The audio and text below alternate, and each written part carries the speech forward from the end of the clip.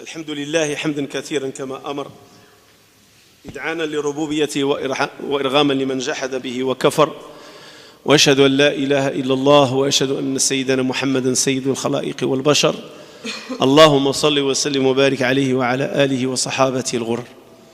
Dans notre hadith de Jibril, jusqu'à présent, si on veut mettre les personnes, les acteurs dans ce hadith, on a le prophète alayhi salatu wassalam, et tous les musulmans savent c'est qui le prophète. Mais on va consacrer un discours de vendredi pour le prophète alayhi salatu wassalam. Il y a les compagnons, et là aussi on va consacrer un discours pour les compagnons. Mais venons au troisième acteur. L'acteur qui est étranger, la personne étrangère qui est venue, qui a traversé la mosquée et qui s'est installé entre les mains du prophète alayhi salatu wassalam. Et Omar, comme il le dit dans le hadith, personne d'entre nous l'a reconnu. On ne le reconnaît pas. C'est l'ange Gabriel. C'est qui l'ange Gabriel? Et qu'il faut que le musulman, parce qu'on est en train de parler d'un hadith, et dans le hadith, il faut cerner tous les éléments du hadith. Le prophète, alayhi salatu wassalam, les compagnons qu'Allah les agrée, et l'ange Gabriel. Et on va ajouter un autre élément dans un autre discours, c'est la mosquée, le lieu de la rencontre, la mosquée. Ça aussi, c'est très important. Alors, c'est qui l'ange Gabriel? Il faut savoir qu'Allah subhanahu wa ta'ala, dans sa création, il y a un monde visible et un monde invisible. Il y a un monde qui vit avec nous actuellement, il y a un monde qu'on ne le connaîtra qu'après le jour du jugement, le monde du paradis et le monde de l'enfer pour ceux qui vont être châtiés. Ceux qui vont recevoir la bénédiction d'Allah, ils iront au paradis, ils vont voir des choses. Et ceux qui vont être châtiés, ils vont aller à l'enfer, ils vont voir des choses. Alors voilà la création d'Allah. On voit, il y a ce qu'on appelle la faune et la flore. On voit les arbres, les plantes, ça c'est un monde visible, on le voit. Et il y a un monde que l'être humain aujourd'hui, il est arrivé avec la science et la technologie, la microscope, à agrandir l'élément le très fin, qui est invisible à l'œil nu. Aujourd'hui, l'être humain, il est capable de l'explorer avec le microscope. Même l'être humain, il y a des choses qui ne sont pas invisibles à l'œil nu dans le sens qui sont invisibles, mais on n'arrive pas à les capter avec notre œil, et l'être humain avec le télescope, il peut les rapprocher aussi, ils sont très loin. Le microscope, il agrandit ce qui est proche. Le télescope, il rapproche ce qui est loin, afin que l'être humain puisse voir avec ses propres yeux la création d'Allah subhanahu wa ta'ala dans cet univers. Parmi les créations qu'Allah subhanahu wa ta'ala il a créées dans ce monde, ils vivent avec nous et on ne les voit pas, c'est les djinns. C'est un monde invisible pour nous. Nous, on n'est pas des gens invisibles. On n'est pas des créations invisibles. L'être humain, Allah l'a créé de la terre, il est visible. Le djinn, Allah l'a créé du feu, mais il est invisible. Et Allah subhanahu wa ta'ala nous le dit dans le Coran. Lui et son compagnon vous voient de là où vous ne les voyez pas. Et les djinns, il est relié le terme linguistiquement, toute chose invisible, existante, mais on ne la voit pas, on peut lui donner le terme djinn. Et d'ailleurs, quand quelqu'un apparaît, disparaît, vite fait, tu lui dis, oui, est-ce que c'est un djinn celui-là? Ça fait même pas qu'une minute qu'il était avec moi, puis il a disparu. Le terme djinn veut dire la disparition. Et la Jannah, le paradis, Jannah, on l'appelle Jannah parce qu'il y a beaucoup d'arbres, beaucoup de fruits, beaucoup de feuilles. La personne qui va vivre le bonheur dans la Jannah, on ne peut pas la voir à l'œil nu comme ça, tellement qu'il y a du plaisir et qu'il y a des forêts, qu'il y a des arbres et qu'il y a des fruits et qu'il y a des fleurs et qu'il y en a. La personne, même habillée en vert, et le paradis est dominant de couleur verte, on risque de ne pas la voir. On appelle ça Jannah, parce que la personne dedans, ça va être difficile à la distinguer, tellement qu'il y a des choses vertes autour. Voilà concernant le djinn. Mais il y a des exceptions, que l'être humain peut voir le djinn. Il y a l'autre monde qui vit avec nous. Il nous accompagne sur terre dans notre univers. Et il a un autre univers, le monde céleste. Ce sont les anges. Les anges, Allah subhanahu wa ta'ala les a créés de lumière.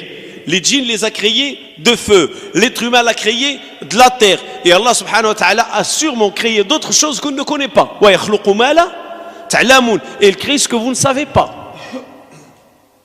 Ne limitons pas la création à ces trois. La terre, le feu et la lumière, il y a des créations sûrement qu'on ne connaît pas. Il y a qu'Allah subhanahu wa ta'ala qui les connaît. Et c'est ce qu'il dit dans le Coran. Il crée ce que vous ne savez pas. L'être humain ne peut pas cerner l'univers entier. Qu'est-ce qu'il y a dans cet univers? Aujourd'hui, il y a la forêt du Brésil. Aujourd'hui, l'être humain ne sait pas tout ce qu'il y a dans ces forêts. Il y a des océans. L'être humain ne sait pas tout ce qu'il y a dans les océans. Pourtant, c'est notre monde, c'est notre terre. C'est notre monde et c'est notre terre sur laquelle on est en train de vivre. Mais on ne connaît pas tout. On est limité dans le savoir. Alors l'ange Gabriel, il appartient à quelle catégorie? Il appartient aux anges. Ceux qu'Allah subhanahu wa ta'ala a créés de lumière. C'est qui l'ange Gabriel? L'ange Gabriel, j'aimerais bien citer une chose que j'ai oublié de dire en arabe. Jibr, Israf, Mik, tous ces termes signifient serviteur. Jibr, serviteur. Mik, serviteur. Comme en français on dit Mike. Israf, serviteur. Il veut dire Dieu.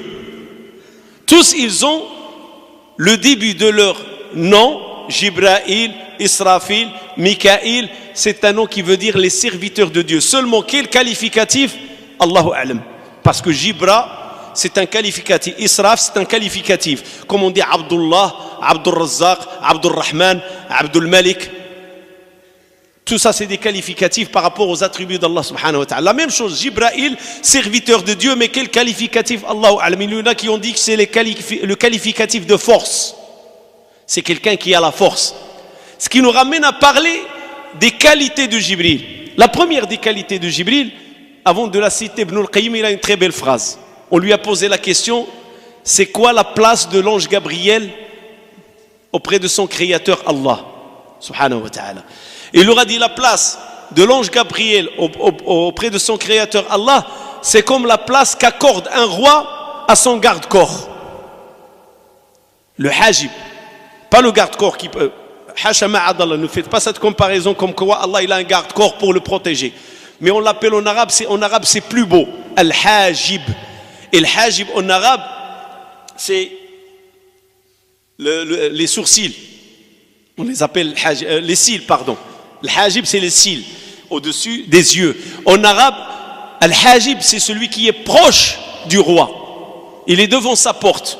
Il l'accompagne. Celui qui veille dans sa résidence, que personne ne rentre. On l'appelle al-hajib. Il bloque les gens, il les empêche de rentrer que par permission du roi. C'est comme ça qu'il a décrit Ibn al-Qayyim la place qu'Allah subhanahu wa ta'ala a accordée à l'ange Gabriel. C'est quelqu'un qui est trop proche d'Allah subhanahu wa ta'ala. Et c'est le premier des anges. Il est fort. Fort. Une de ses qualités, c'est qu'il est fort, très fort. Les savants de l'islam, ils ont rapporté que la force de l'ange Gabriel, à titre d'exemple seulement, quand Allah subhanahu wa ta'ala il a jeté sa malédiction sur le peuple de Sodome et Gomorrhe, il a envoyé l'ange Gabriel pour les détruire. Et l'ange Gabriel, avec un seul coup d'aile, il a déterré, déraciné toutes les cités de Sodome et Gomorrhe. Et on estime la population à l'époque vers les 400 000 habitants. Avec un seul coup d'aile, il les a déracinés. Et il les a soulevés jusqu'au ciel, puis il les a fait descendre en inversant. Le haut est devenu bas et le bas est devenu vers le haut. C'est-à-dire les fondations de leur cité, elle est partie vers le haut et la cité, elle est partie vers le bas. Ça, c'est la force de l'ange Gabriel, d'un seul coup. Il les a soulevés jusqu'au ciel et du ciel, il les a fait descendre à l'envers. Étant donné qu'on parle des coups d'aile de l'ange Gabriel, vous savez l'eau de Zemzem qu'on boit. Vous savez c'est quoi l'eau de Zemzem? Quand Ismaïl, sa mère, elle était en détresse, elle ne sait pas quoi donner à boire à son fils, il n'y a pas d'eau dans ce lieu où Ibrahim a laissé Hajar Ismaïl. Allah subhanahu wa ta'ala, il a envoyé l'ange Gabriel, il a donné un coup d'aile, et ce coup, c'est elle qui a fait jaillir l'eau de Zemzem. زمزم إنما هو ضربة جناح من جبريل لما خافت هاجر على ابن إسماعيل وكانت تسعى بين الصفا والمروة بين الجبلين لتنظر هل هناك من قادم يغيث ويغيث ابنها أرسل الله جبريل فضرب ضربة بجناحه في الأرض بجناح فنبع ماء زمزم الذي يشرب منه الناس إلى يومنا هذا. L'eau de Zamzam que les gens boivent jusqu'à présent, c'est un coup d'aile. Ça, c'est donc la première des choses. Deuxième qualité de Jibril, c'était un ange auquel tous les anges obéissaient. Quand l'ange Gabriel, il s'adresse aux anges, il leur donne un ordre, tous les anges obéissent. La preuve, le hadith, quand Allah aime quelqu'un, il appelle Jibril, il lui dit « Oh Jibril, j'aime telle personne, aime-la. » Et Jibril aime la personne qu'Allah a aimée. Et il lance son appel dans les cieux et dans la terre. Allah aime telle personne, aimez-la. Et puis on lui écrit sur terre, personne aimée. Puis on écrit sur terre, c'est-à-dire ça devient un décret divin que c'est Allah qui le décrète, telle personne est aimée. Vous voyez la signification qu'on veut dire ou l'argument qu'on veut ramener, c'est que l'ange Gabriel, Allah lui ordonne, j'aime telle personne, aime-la. L'ange Gabriel lance son appel sur terre. Et dans les cieux, Allah aime telle personne, aimez-la. Et les anges des cieux, tous, sans exception, aiment la personne. Ils obéissent à l'ordre de l'ange Gabriel. Pourquoi? Parce qu'ils savent que l'ange Gabriel détient ces ordres de qui? D'Allah subhanahu wa ta'ala. Ce qui nous ramène à la deuxième qualité. C'est que Jibril, c'est un homme plutôt c'est une création, de crédibilité. C'est quelqu'un de crédible. Amin. C'est-à-dire Allah subhanahu wa ta'ala, la amana, le wahi, c'est une amana. La révélation, c'est une amana. Il a choisi une création parmi ces créatures qui s'appelle Jibril. Et lui a dit, toi, tu seras le responsable de cette amana. La relation entre Allah et ses prophètes et messagers, c'est qui parmi les anges? C'est l'ange Gabriel. C'est lui. C'est quelqu'un d'amin. C'est quelqu'un de noble. C'est quelqu'un de noble dans son comportement, dans son éthique. Quand le prophète sallallahu alayhi wa sallam s'est fait agresser à Taïf, on lui a lancé des pierres par les enfants, il est fou. L'ange Gabriel est venu le voir. Il n'a pas apprécié. Il lui a dit, Allah a envoyé avec moi 2 anges qui sont responsables des montagnes. Tu n'as qu'à donner ordre. Et je leur donne l'ordre d'écraser les 2 montagnes sur les gens de Taïf. Ils vont les écraser. Alors le prophète il dit, Allahumma ghfir li qawmi fa innahum la ya'lamun. Oh Seigneur, ya Rabbi, ya Allah, pardonne à ma communauté, elle est ignorante. Et puis il dit à l'ange Gabriel, peut-être Allah subhanahu wa ta'ala fait naître à 2 des enfants qui vont dire la ilaha illallah. Et c'est ce qui en est. Des enfants qui ont attesté l'unicité d'Allah subhanahu wa ta'ala. L'ange Gabriel, il avait 600 ailes. Maintenant parlons de sa création, comment il était au niveau de la création. C'était quelqu'un de très beau. Il a une sagacité. Et il avait 600 ailes. Et le prophète sallallahu alayhi wa sallam ne l'a vu avec ses 600 ailes que 2 fois. Et c'est notre mère Aïcha radiyallahu ta'ala anha qui le confirme. Il a dit, la première personne qui a posé la question au prophète concernant l'ange Gabriel, c'était moi. Et il m'a dit qu'il ne l'a vu que 2 fois. La première fois, quand il lui a parlé dans la grotte de Hira, il est sorti de la grotte et il a dit, je l'ai vu couvrir avec une de ses ailes entre le ciel et la terre. On ne voit plus d'horizon avec une seule de ses ailes. Et l'on avait 600. Et je l'ai vu, Inda Sidrat al-Muntaha, dans la limite du monde céleste, la limite du monde céleste où personne après cela ne peut avancer. Et je l'ai vu, il avait 600 ailes. Ça, c'est l'ange Gabriel. 600 ailes. Et chaque aile couvre entre le ciel et la terre. Pour vous dire qu'Allah subhanahu wa ta'ala, il crée, il fait ce qu'il veut. Voilà l'ange Gabriel, qu'est-ce qu'il en est. Et on a dit, avec un seul coup d'aile, il a fait quoi? Il a déterré toute une population de 400 000 à peu près. C'était la population de Sodome et Gomorrhe. Alors, quelles sont les leçons? Parce qu'il ne faut pas rester seulement sur les récits. Qu'est-ce qui en est de l'ange Gabriel? Il est beau, il est fort, 600 ailes, quelqu'un de confiant, quelqu'un de crédible. Les anges lui obéissent. Mais quelles sont les leçons à tirer? Vous savez, ça nous arrive dans la vie qu'on écoute qu'il y a des négociations commerciales, des négociations sociales, des négociations politiques. Et on dit parfois que tel pays ou tel organisme, il a participé avec un haut comité de très haut niveau. Et cela donne une lecture pour les journalistes et pour les analystes. Ça leur donne une lecture. Comme quoi, tel organisme, il prend les choses au sérieux parce qu'il a envoyé pour les négociations, pour qu'il soit représentable, ou représentatif plutôt, il a envoyé un comité de haut niveau. De haut niveau. Allah subhanahu wa ta'ala, il a voulu nous montrer l'importance de la science. Il aurait pu envoyer n'importe quel messager parmi les anges. Non. Il a envoyé l'ange Gabriel. Il l'a envoyé. Et là, on voit l'ange Gabriel qui s'est manifesté comme être humain. Personne ne l'a reconnu. Un étranger. Et entre parenthèses, notre mère Aïcha l'a vu. Comme Sahaba là, ils ont vu un homme étranger rentrer. Ils ne l'ont pas reconnu. Une fois, le prophète sallallahu alayhi wa sallam, quand il a fini avec la bataille de l'Ahzab, la fosse est creusée, alors on l'a tranché, alors il est rentré chez lui, et puis il est parti dans sa chambre. Aïcha lui a dit, mais tu étais en train de parler qui? C'est qui cet homme? Il lui a dit, est-ce que tu l'as vu? Il lui a dit, oui, je l'ai vu. Alors il lui a dit, à qui il te ressemble? Il lui a dit, il me ressemble à Dihya, fils de Khalif al-Kalbi. Dihya, c'est un des compagnons. Il était très beau.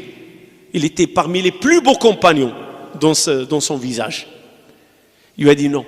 C'était l'ange Gabriel qui est venu me voir pour m'informer que ceux qui ont comploté avec les Qurayshites contre nous, ils les ont incités à venir nous encercler ici à Médine, c'est Bani Quraïda, la tribu de Bani Quraïda. Il m'a dit, tu sors et tu vas attaquer Bani Quraïda. Ce sont les complices des Qurayshites. Notre mère Aïcha aussi l'a vu, mais il ne l'a pas vu dans sa vraie image, dans sa vraie création. Elle l'a vu métamorphosé en être humain. Et avant de continuer dans les finalités à tirer, j'aimerais bien aussi souligner que le prophète alayhi salam nous a dit ceci. Quand des gens s'assoient dans un lieu pour lire le Coran et pour méditer dans le Coran, qu'est-ce qu'Allah subhanahu wa ta'ala fait pour ces gens-là? Comment il les comble? Il leur donne 4 choses. Ces 4 choses, 3 concernent les anges. 3. Directement. Ils sont entourés d'anges. Haffathumu al-malaïka. Entourés. Tu t'assois pour apprendre ta religion, pour apprendre le Coran, pour apprendre l'islam. Allah subhanahu wa ta'ala t'envoie 3 catégories d'anges. 3 catégories. Chaque catégorie a un rôle. Les premiers, ils ont le rôle de t'entourer, d'entourer le cercle et de renforcer le cercle. La deuxième catégorie, Rashiyatuhumur Rahma, c'est une catégorie d'anges qui descend avec la miséricorde. C'est une catégorie d'anges qui descendent avec la miséricorde. Donc toi, tu prends le chemin vers le sentier de la science, tu es entouré d'anges, et il y a une catégorie d'anges qui vient avec la miséricorde. Troisième catégorie d'anges, wa nazalat alayhimu sakina, Allah fait descendre l'apaisement et la tranquillité sur eux. Et la tranquillité, dans un autre hadith, on la connaît, c'est quoi? Il y avait un compagnon qui était en train de lire le Coran. Il a vu un nuage se déplacer et vers le bas, pas devant, derrière. Un nuage qui descend vers le bas. Il s'approche de la terre. Mon cheval, perturbé, il a bougé. Le nuage, il est reparti. C'est quoi ça, prophète d'Allah? Il lui a dit, ça, c'est l'ange de la tranquillité, de l'apaisement. Il lui a dit, c'est malaïkatus sakina. Des anges de tranquillité. Ils ont écouté le Coran, ils sont venus descendre pour te ramener la tranquillité. Mais la bête a été perturbée, il a bougé. Et ce nuage, il est reparti. Donc, voilà 3 catégories. Et la 4e décoration, Allah les citera auprès de lui. Donc, les anges, ils sont avec nous. Ils participent avec nous. Wa innana nahnu safun. Et nous, on est les rangés. On se range dans les mosquées, dans les réunions des croyants. On est là, on participe. Donc, tout domaine ou toute situation ou tout cercle dans lequel les musulmans se rassemblent pour apprendre, pour écouter un discours, comme le vendredi. Vous savez que les anges, ils sont là pour le vendredi. Ils sont là avec leur registre, ils sont là avec leurs notes. Ils sont là, ils notent celui qui est venu le premier, celui qui est venu le dernier. Et dès que l'imam se met sur le minbar, ils ferment leur registre. Les anges, ils sont là, ils participent. L'ange Gabriel, Allah subhanahu wa ta'ala, il a envoyé un haut comité de très haut niveau. Pourquoi? Pour nous dire, voilà la place qu'Allah accorde à la science, à prendre la science pour Allah subhanahu wa ta'ala. Il a envoyé l'ange Gabriel, il aurait pu envoyer n'importe quel autre ange. Mais il a envoyé l'ange Gabriel. Pourquoi? Comme il a dit le prophète sallallahu alayhi wa sallam, c'est l'ange Gabriel qui est venu pour vous enseigner votre religion. Et l'ange Gabriel, il est venu, c'est pour donner l'importance et l'imminence de la science, et surtout la science de la religion.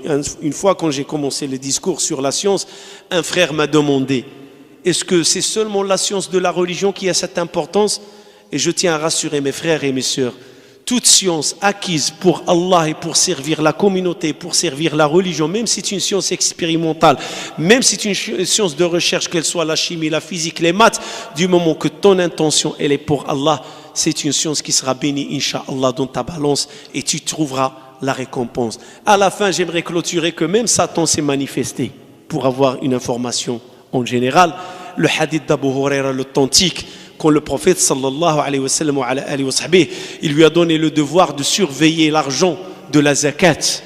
Et quand on dit l'argent, c'est-à-dire pas l'argent en espèces, c'est-à-dire ce qu'on a ramassé, ce que les compagnons ils ont ramassé de la collecte de la zakat. Il lui a dit, ta tâche c'est de surveiller ce soir. Un homme arrive la nuit, il a voulu voler. Abu Huraira le tient par la main. Tu es un voleur. Il lui a dit, s'il te plaît, j'ai des enfants, il s'est apitoyé, laisse-moi, je ne reviendrai pas.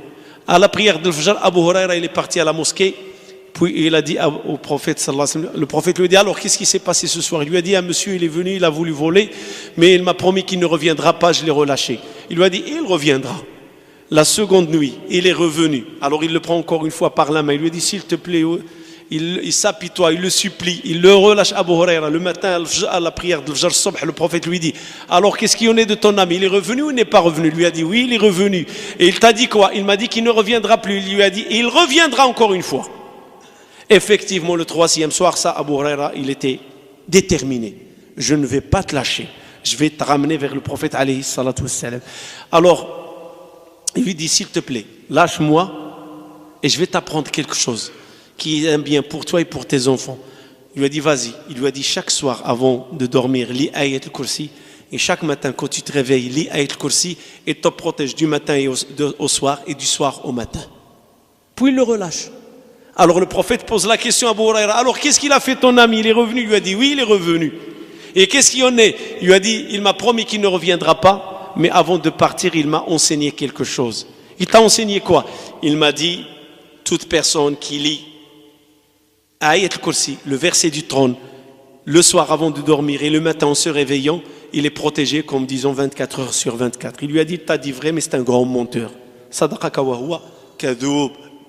Il t'a dit vrai, mais de nature c'est un grand menteur. Voilà Satan qui s'est manifesté à Abu Huraira. Et Abu Huraira l'a détenu par la main, il a failli le conduire au prophète alayhi salatu wassalam. Inna Allah wa malaikatahu yusalluna ala al-nabi. يا أيها الذين آمنوا صلوا عليه وسلموا تسليما اللهم صل على سيدنا محمد وعلى آل سيدنا محمد كما صليت على سيدنا إبراهيم وعلى آل سيدنا إبراهيم وبارك على سيدنا محمد وعلى آل سيدنا محمد كما باركت على سيدنا إبراهيم وعلى آل سيدنا إبراهيم في العالمين إنك حميد مجيد اللهم اجعل جمعنا هذا جمعا مرحوما واجعل تفرقنا من بعده سالما من الشر معصوما ولا تدع بيننا ولا منا شقيا ولا محروما اللهم اغفر لنا فيه ذنوبنا وكفر عنا سيئاتنا واقض حوائجنا واستر عيوبنا ويسر أمورنا ووفقنا لما تحب وترضاه اللهم يا رحمن يا رحيم ارحم المسلمين والمسلمات المؤمنين والمؤمنات الأحياء منهم والأموات إنك سميع مجيب الدعوات اللهم من أرادنا وأراد الإسلام والمسلمين بخير فوفقه وأعين ومن أرادنا وأراد الإسلام بسوء فاجعل دائرة السوء عليه اللهم إنا نجعلك في نحورهم ونعوذ بك من شرورهم اللهم يكافك فينا بما شئت ومتى شئت وكيفما شئت اللهم هيئ لهذه الأمة أمر رشد يعز فيه أهل طاعتك ويذل فيه أهل معصيتك اللهم هيئ لهذه الأمة أمر رشد يعز فيه أهل طاعتك ويذل فيه أهل معصيتك اللهم هيئ لهذه الأمة أمر رشد يعز فيه أهل طاعتك ويذل فيه أهل معصيتك اللهم يا رحمن يا رحيم ارحم المسلمين والمسلمات المؤمنين والمؤمنات الأحياء منهم والأموات الآباء والأمهات الإخوان والأخوات الأبناء والبنات إنك سميع مجيب الدعوات اللهم إنا نسألك من الخير كله عاجله وآجله ونعوذ بك من الشر كله عاجله وآجله. ربي أوزعني أن أشكر نعمتك التي أنعمت علي وعلى والدي وأن أعمل صالحا ترضاه وادخلني برحمتك في عبادك الصالحين. دعاء لمجموعة من الإخوة بارك الله فيكم. دعاء لطفل نسأل الله أن يشافيه. اللهم رب الناس اذهب البأس اشف أنت الشافي لا شفاء إلا شفاؤك شفاء لا يغادر سقما. ودعاء لأخ تصدق ب800 أورو للمشروع نسأل الله سبحانه وتعالى أن يجعلها في ميزان حسناته هو واحد الآخر، فتقبل الله منكما صدقتكما وجعلها في ميزان حسناتكما ونفعكم الله بها يوم لا ينفع مال ولا بنون إلا من أتى الله بقلب سليم. ودعاء لأخ في دراسته يقدم أطروحة في أمريكا فنسأل الله أن يوفقه في أطروحته ويوفقه في ملفه ويجعل التوفيق حليفه إن شاء الله. ودعاء لأخ توفيت زوجته فندعو لها وندعو لأموات المسلمين أجمعين. اللهم اجعل في هذا اليوم العظيم قبورهم روضة من رياض الجنة. اللهم أكرم نزلهم ووسع مدخلهم واغفر لنا ولهم. اللهم إنا نسألك لنا ولهم الرحمة. اللهم ارحمهما رحمة واسعة. اللهم ارحمهما رحمة واسعة. اللهم ارحمهما رحمة واسعة. ودعاء لأخ كما ترون إخوتي هذا الطلاء الصباغة أخ تطوع لله في سبيل الله، وكذلك الإعلان اللي دار في المسجد الكبير ابن رشد. هذو كلهم مسلمين كيتطوعوا من تلقاء أنفسهم ويعملون في خدمة بيت الله. اليوم واحد المرة جابت الخبز وجابت اللبن وكاين اللي يجيب الطعام، والحمد لله. كاين هناك فريق أنا كنسميهم جنود الخفاء، كيعملوا في الخفاء ما كيشوفهم حد وكيقضيوا الحوايج لله في سبيل الله وكيبغيو الدين يكون بخير. فهذا الإنسان زين بيت الله فنسأل الله أن يزين قلبه وأن يزين حياته بزوجة صالحة. اللهم ارزقه زوجة صالحة تزينه في حياته وتزين فراشه بالذرية الصالحة. والأخ الآخر كذلك نسأل الله سبحانه وتعالى أن لا يشل يمينه وأن يجعلها دائما يمين تسعى في خدمة دينه. ومن أنفق شيئا في بيت الله جعله الله له في ميزان حسناته يوم العرض على الله. سبحان ربك رب العزة عما يصفون وسلام على المرسلين والحمد لله رب العالمين.